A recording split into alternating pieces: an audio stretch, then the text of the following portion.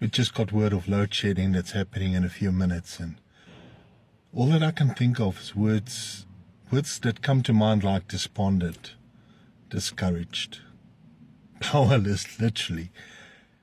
And I can just imagine, again, if I look at this from a spiritual point of view, how many of us don't feel like that on a daily basis? Something happens and we feel discouraged. Something happens, you get some news and you're disappointed.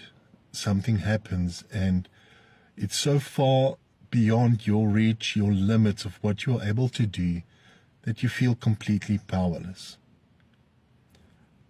I can identify with someone in the Bible called Paul, and he wrote in 2 Corinthians chapter 12 about his situation, how he struggled, and he said, you know what, I prayed about this 3 times, and all that God kept telling me was, my grace is sufficient for you.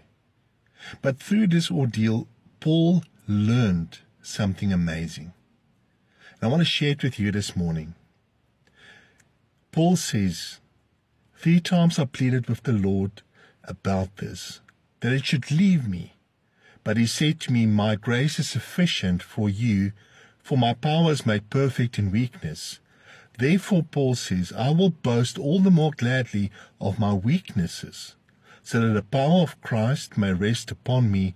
For the sake of Christ, then, I am content with weaknesses, insults, hardships, persecutions, and calamities. For when I'm weak, then I'm strong. And here's the point. Sometimes God allows us to go through periods of disappointment, periods where we can't do what we want to do because we're powerless. But it's in those times that we learn to trust God.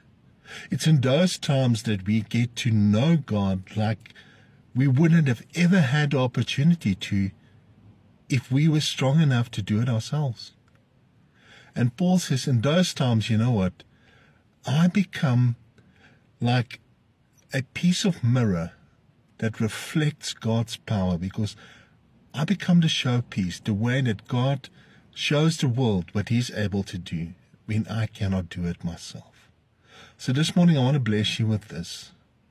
In times of disappointment, in times where you feel powerless, trust Him.